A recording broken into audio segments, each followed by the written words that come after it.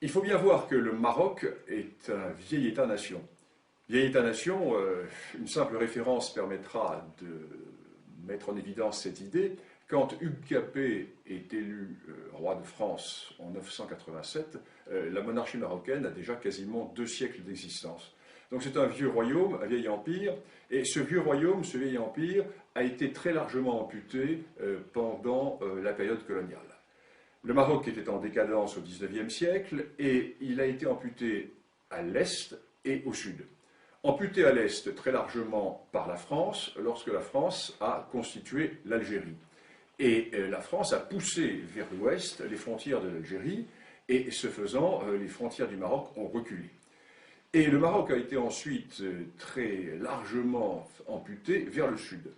C'est ainsi que les Espagnols, en s'installant dans ce qui deviendra le Sahara occidental, ont complètement coupé le Maroc de ses vieilles racines, de ses grands axes nord-sud qui reliaient le cœur du Maroc à la vallée du fleuve Sénégal et jusqu'à la boucle du Niger. En d'autres termes, les racines africaines, d'où sont sorties de très nombreuses dynasties marocaines, ont été coupées à la suite de cette occupation espagnole.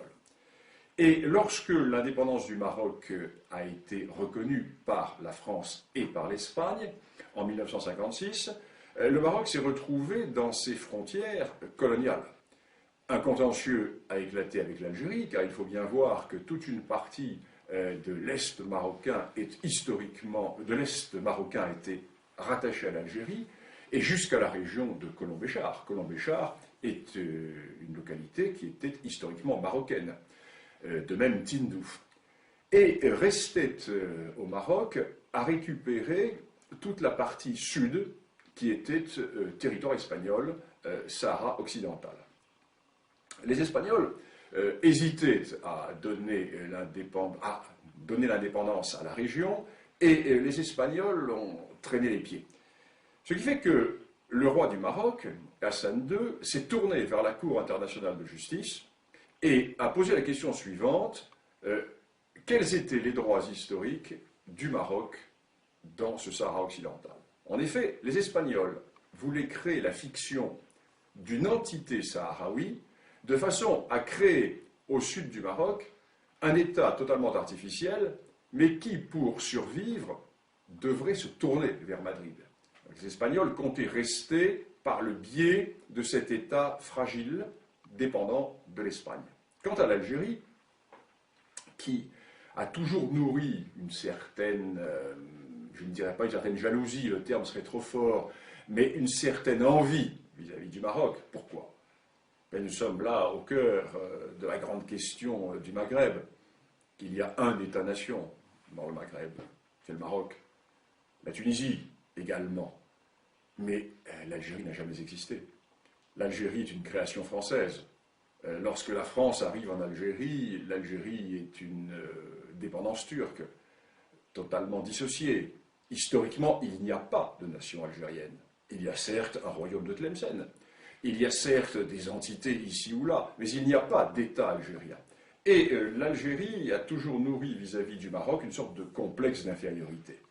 Et l'Algérie ne voulait absolument pas que le Maroc puisse récupérer le Sahara occidental. Pourquoi? Il suffit de regarder une carte. L'Algérie est un État accroché au littoral méditerranéen du nord de l'Afrique, avec un énorme appendice qui s'avance vers le sud, à travers le Sahara, appendice totalement artificiellement rattaché à l'Algérie par le général de Gaulle, alors que le Sahara n'a jamais été algérien, puisque l'Algérie n'a jamais existé. Et cette Algérie est donc géopolitiquement coincée dans la Méditerranée. Alors que son voisin marocain, qui ne dispose pas de ces richesses, a lui une immense façade atlantique. Et la récupération du Sahara occidental fait que le Maroc se retrouve avec plusieurs milliers de kilomètres de littoral atlantique, ce qui fait que le Maroc est totalement tourné vers le grand large. Le Maroc est totalement tourné vers cet océan des grands contacts océaniques. Ce qui fait que l'Algérie se trouve coincée dans cette Méditerranée, qui est un lac. Il suffit de fermer le détroit de Gibraltar, et la Méditerranée est totalement asphyxiée. Tandis que le Maroc, lui, n'a pas cette géopolitique de l'enfermement. Le Maroc est tourné vers le grand large. Donc, l'Algérie va soutenir la position espagnole, qui est de créer une entité artificielle, un État artificiel sahraoui, qui permettrait à la fois à l'Algérie d'avoir une sorte de débouché vers l'Atlantique, et qui permettrait au Maroc de maintenir, à l'Espagne, pardon, de maintenir une certaine position dans la région.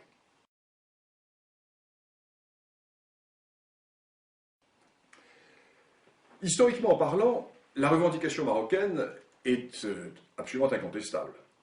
Elle est incontestable pourquoi?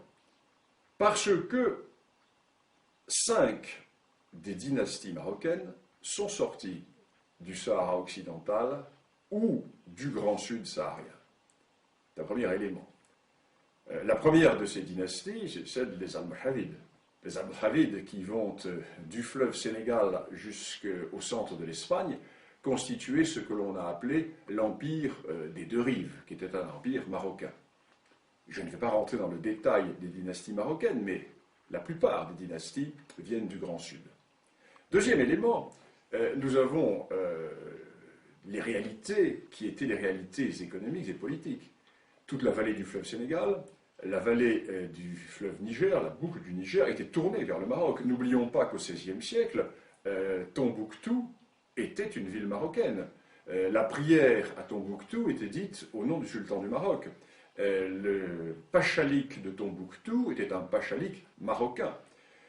N'oublions pas également que les grandes routes transsahariennes qui permettaient de mettre en relation le monde ouest-africain avec le monde méditerranéen étaient sous contrôle marocain et aboutissaient dans les grands marchés du sud du Maroc.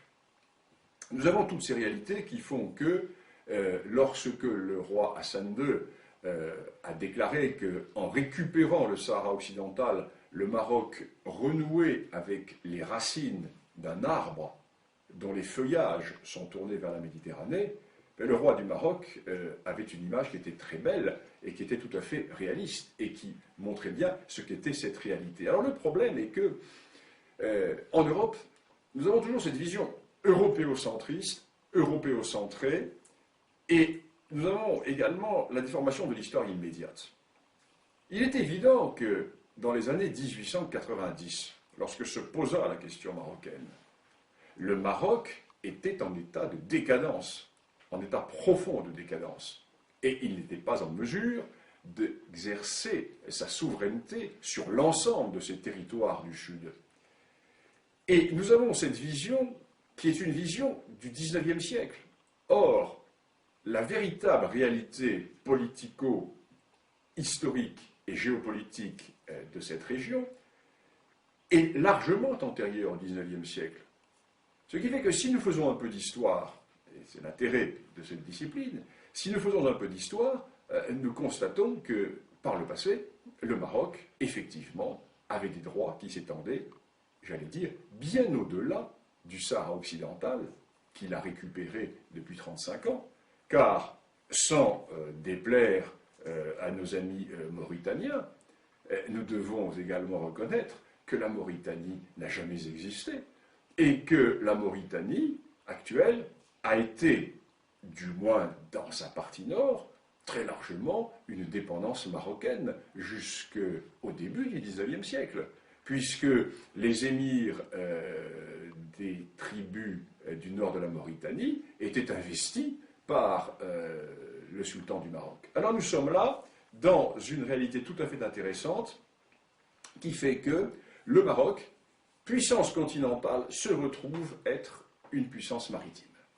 Et tout le cœur de la question repose à Alger.